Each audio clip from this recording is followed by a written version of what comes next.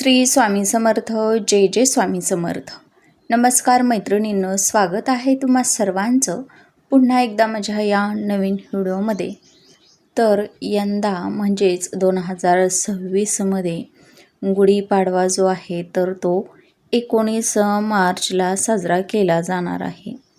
तर बघा, हा जो फाल्गुन महिना आहे तर त्या फाल्गुन महिन्याची समाप्ती म्हणजेच ही जी दर्श अमावस्या आहे, तर या अमावस्येचा प्रारंभ जो आहे तर तो बुधवारी सकाळी 8:25 होत आहे 18 मार्चला.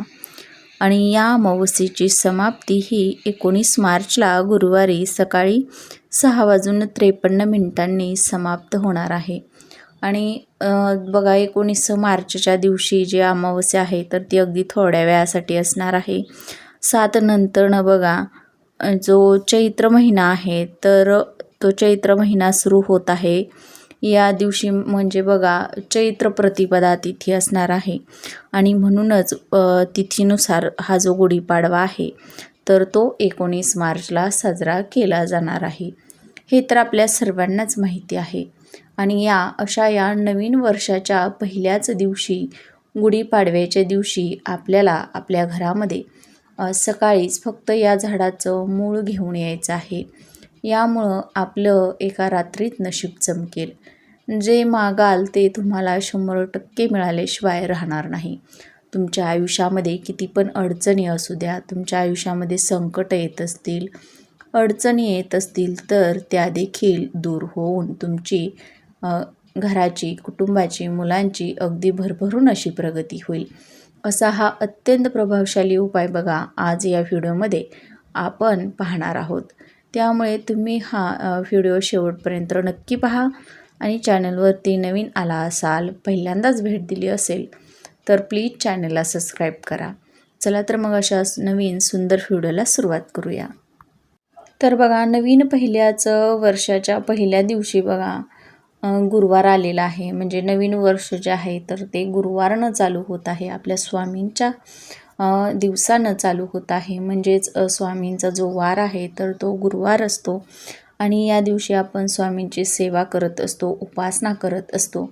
आणि अशा पवित्र दिवशी गुढीपाडवा आलेला आहे. त्यामुळे या गुढीपाडव्याचं महत्त्व हे आणखीनच वाढलेलं आहे. या दिवशी आपल्याला बघा लवकर उठायचं आहे, स्वच्छ स्नान करायचं आहे, आपल्या घरासमोर गुढी उभारायची आहे. त्यासोबतच आपल्याला जर स्वामींच्या मठामध्ये जाऊन स्वामींचं दर्शन घेणं शक्य झालं तर आवर्जून तुम्ही स्वामींच्या मठामध्ये जाऊन दर्शन घ्यायचं आहे. त्यासोबतच तुमच्या देवघरामध्ये स्वामींची मूर्ती असेल तर त्यावरती स्वच्छ पाण्यानं अभिषेक करायचा आहे. स्वामींना स्वामींच्या आवडीची जी फुलं आहेत तर ती अर्पण करायची आहेत. त्यासोबतच बघा आपण या दिवशी हा जो उपाय आहे तर तो सकाळी करायचा आहे किंवा तुम्हाला दिवसभरामध्ये जेव्हा पण वेळ भेटेल बघा त्यावेळी करायचं आहे. तर आपली सर्व देवपूजा करून घ्यायची आहे, आपली गुढी उभारायची आहे. आणि नंतरनं आपल्याला काय करायचं आहे, थोड्याशा अक्षदा, हळदी कुंकू, फुलं, एक स्वच्छ तांब्या पाण्यानं भरून घ्यायचं आहे. धूप, अगरबत्ती हे सर्व साहित्य घेऊन आपल्याला वडाच्या झाडाखाली जायचं आहे. वडाच्या झाडाखाली गेल्यानंतरनं आपल्याला हे तांब्याभर पाणी वडाच्या झाडाला अर्पण करायचं आहे. त्यानंतरनं वडाच्या झाडाला आपल्याला हळदी कुंकू, अक्षदा, फुलं व्हायची आहेत.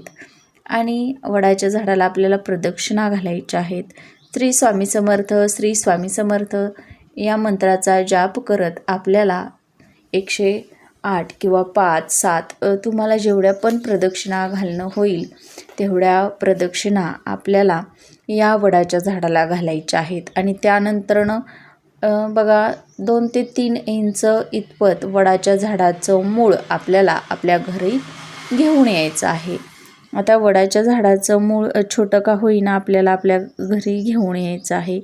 अगदी छोटं जरी तुम्हाला मिळालं बघा, आपल्या बोटाला जेवढं कांडं असतं म्हणतो बघा तेवढं जरी मिळालं तरी आपण हे घरी घेऊन यायचं आहे. घरी घेऊन आल्यानंतरनं आपल्याला हे मूळ स्वच्छ पाण्यानं धुवायचं आहे.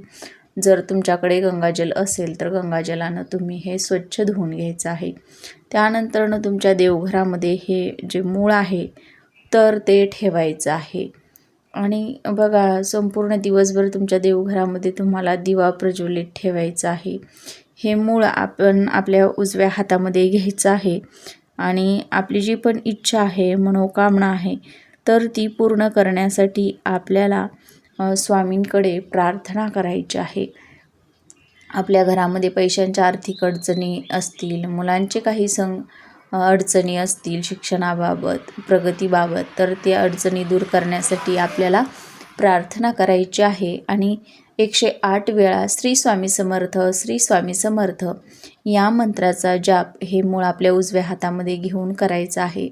आणि त्यानंतरनं एक स्वच्छ लाल रंगाचं कापड घ्यायचं आहे, नवीन असायला हवं. आणि हे नवीन कापड अंथरून त्याच्यावरती हे मूळ आपल्याला ठेवायचं आहे आणि याची एक पोटली तयार करायची आहे. आता जर हे मूळ आपण सकाळीच आपल्या घरामध्ये आणलं तर दिवसभर आपल्याला देवघरामध्ये तसंच ठेवायचं आहे, ती पोटली बांधून. आणि त्यानंतरनं सायंकाळच्या वेळी बघा जी गुढी उतरवण्याची वेळ असते, तर त्यावेळी आपल्याला ही जी पोटली आहे तर ती आपल्या घराच्या मुख्य जो दरवाजा असतो, मुख्य घराचं प्रवेशद्वार असतं, तर त्या मुख्य दरवाजाच्या चौकटीला आपल्याला ही जी पोटली आहे तर ती बांधायची आहे.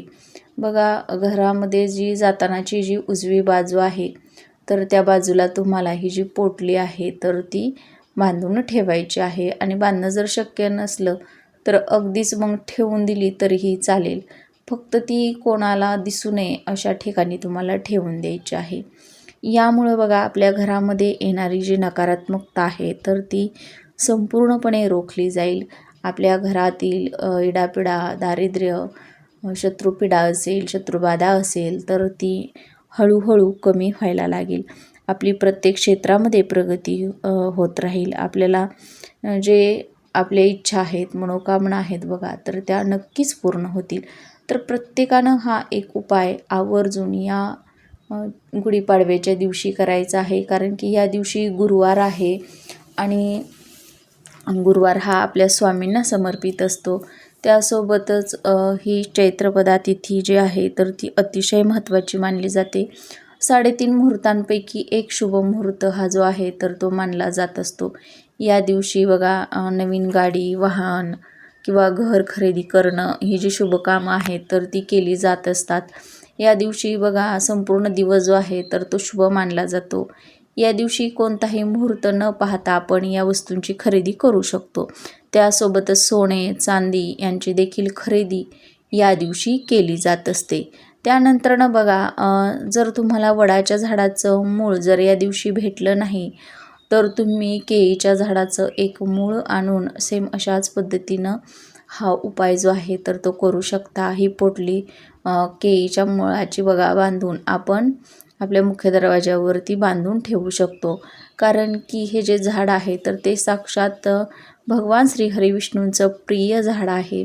त्या झाडामध्ये वास असतो आणि म्हणूनच आपल्या सर्व इच्छा, मनोकामना पूर्ण करण्यासाठी आपण या दोन्हीपैकी एका तरी झाडाचं मूळ आपल्या घरामध्ये आवर्जून घेऊन यायचं आहे. तर आजची माहिती आवडल्यास व्हिडिओला लाईक करा, शेअर करा आणि चॅनलवर नवीन असाल तर प्लीज चॅनलला सबस्क्राईब करा आणि कमेंटमध्ये श्री स्वामी समर्थ लिहायला विसरू नका.